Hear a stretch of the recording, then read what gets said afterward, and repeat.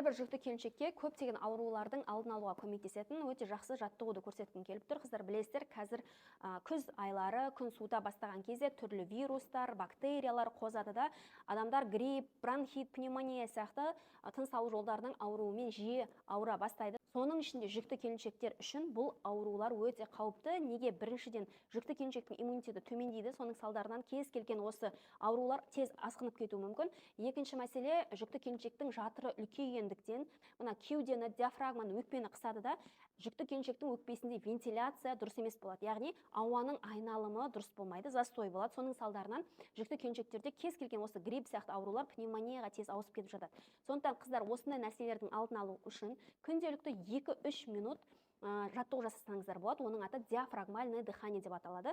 Мысалға, таңертең тұрдыңыз, ыңғайланып отырдыңыз, стенаға сүйеніп отырсаңыз болады.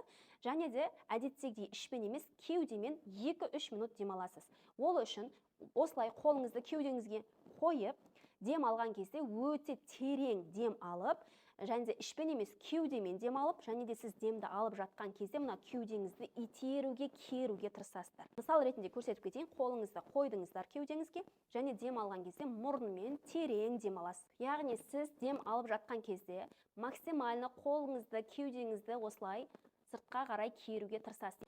Күнделікті осы жаттығуды 2-3 минут жасап жүрсеңіз, көптеген асқынулардың алдын алуға көмектеседі.